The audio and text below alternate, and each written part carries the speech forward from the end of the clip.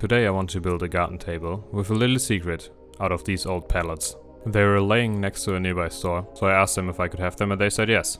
Then I fitted all 8 of these in my small car and unloaded them in my old workshop. Meanwhile, I was moving into my new workshop and there I started disassembling them. That was quite labor intensive, especially when your best tool for the job is a hammer. Or 2 in this case.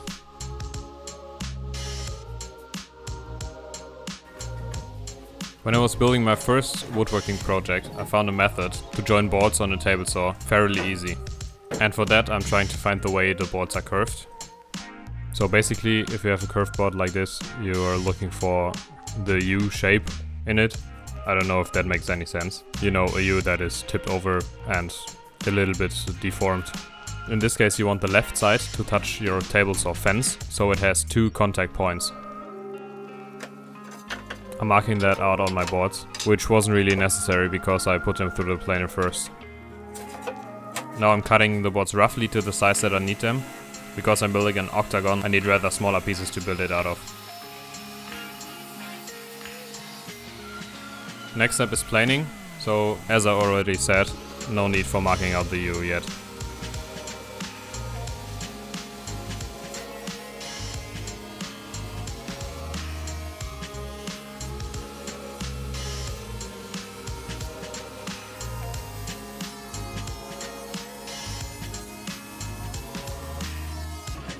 So now it's time for joining them.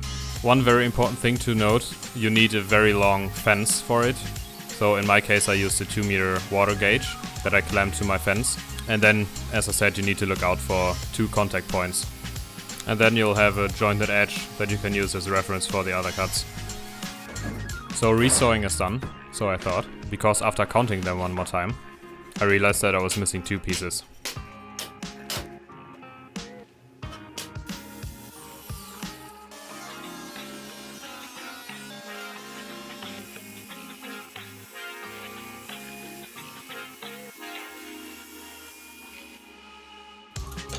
Alright, now it's time for the glue up. So I'm always gluing 2 pieces together to get a more thicker tabletop, and because later we need to cut in a groove.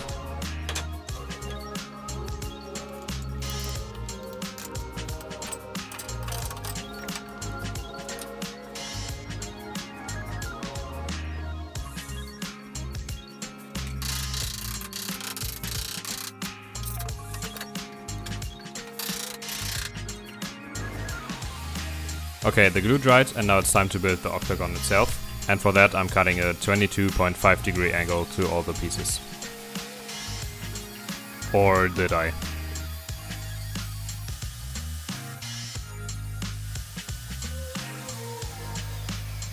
Well, certainly not.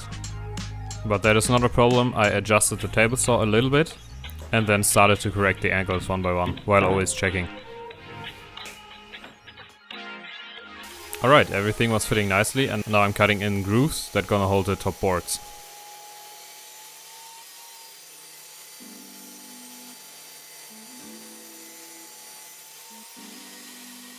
I've seen a video of someone building an octagon table and he connected everything with pocket holes. This is definitely the fastest and easiest method to build that, I think. And for that I made myself a pocket hole jig, which was fairly easy to do. And for that I drew 2 holes into a piece of oak that I had laying around and cut it up in a 15 degree angle.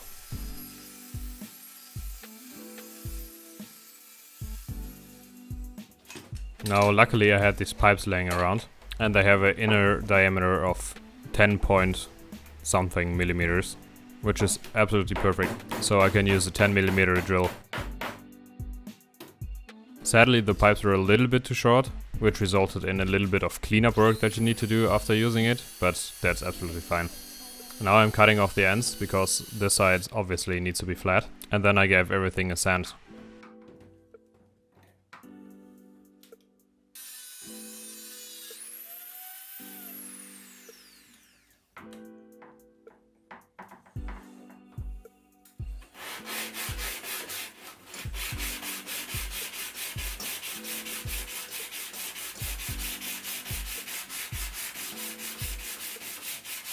I've also cut in a little groove so I can hold the clamp better.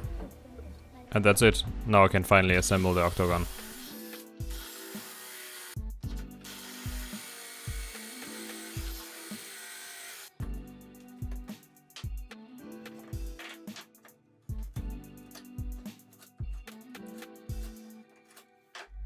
I'll give it a little bit of glue and then screw everything together.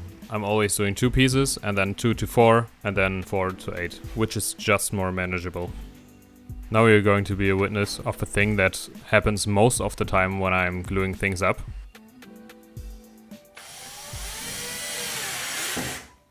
I get a call from my mom.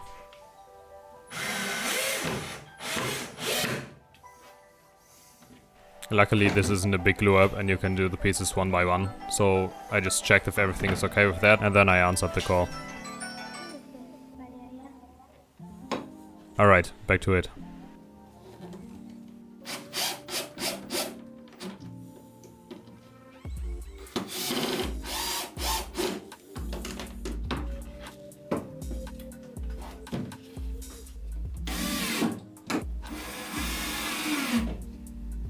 Now everything is looking good, and the pocket screws were really necessary because I would have had no idea how to clamp that down.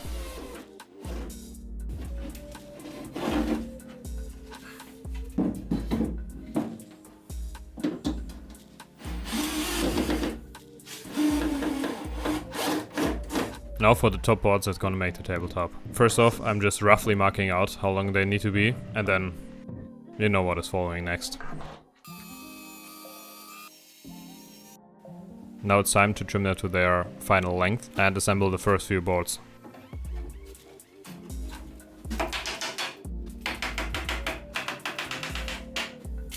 Before I screw them in from underneath, I am triple checking that they are sitting all square, and then made some adjustments if needed.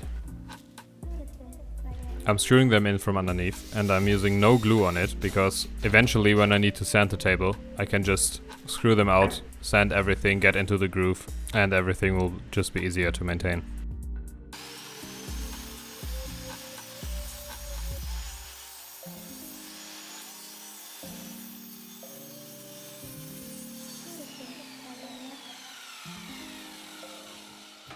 Now it's time to build the base.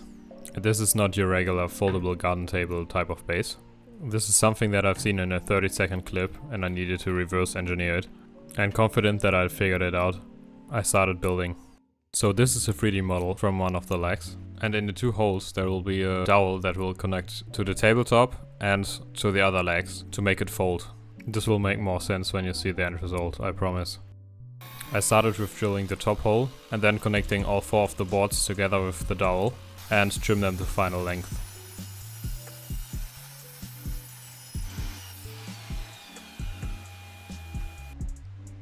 The top part needs a round over so it doesn't interfere with anything else while folding the table.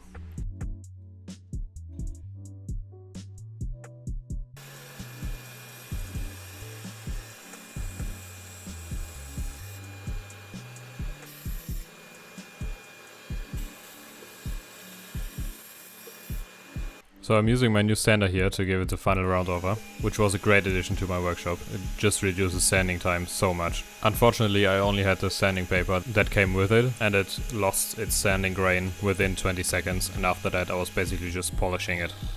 Anyway, the boards are still stuck together and I thought it might be a good idea to drill the middle hole through all of them at once, so it will definitely align.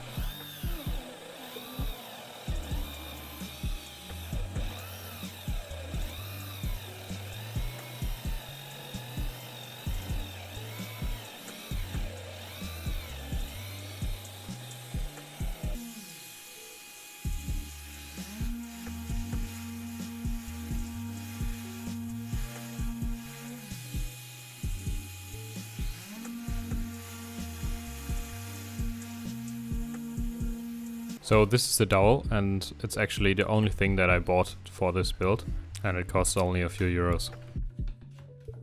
For the mechanism to work properly, the dowel needs to be glued to one of the 2 boards that it is connecting.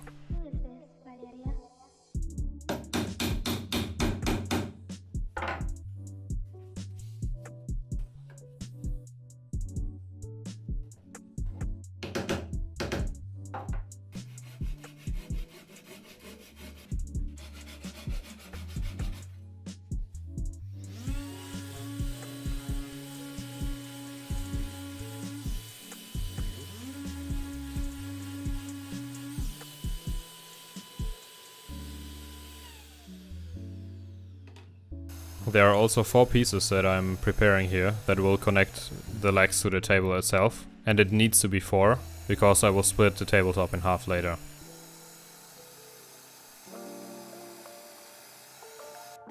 Now that all pieces are ready, I need to connect them to the table, and it was very important for me to concentrate because everything needed to align and be perfectly square, otherwise the mechanism won't work.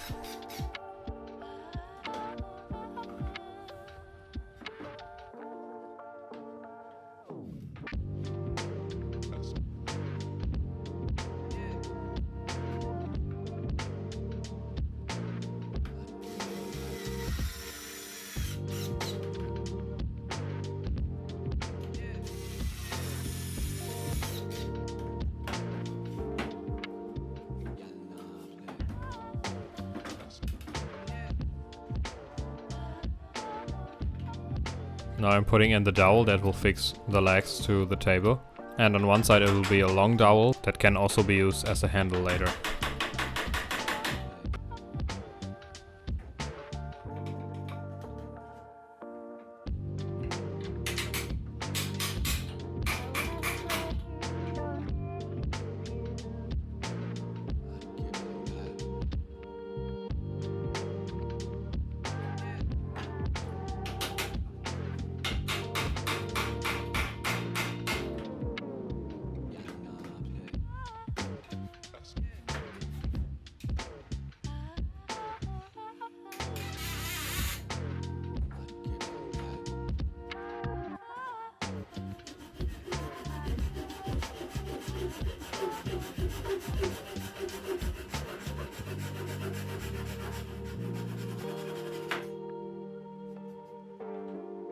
Now, the point of no return. I'm cutting up the table into 2 pieces, and if I screwed something up and the mechanism doesn't work, then I just have 2 halves of a table.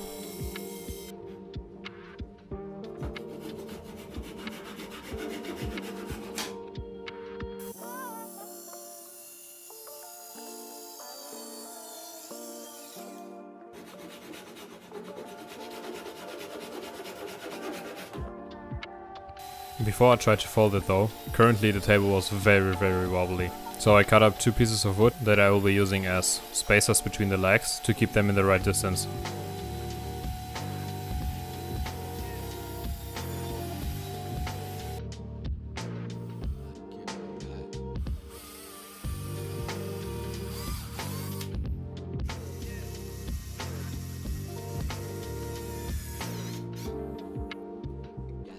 And then I also needed to cut up the legs in the right angle, so they will have a flat surface to stand on. Now only thing left to do is to finish it with some hard wax oil. I'm using it because it's the most durable finish that I have. And I think this might be a good choice overall, even though I have no experience in finishing out of furniture.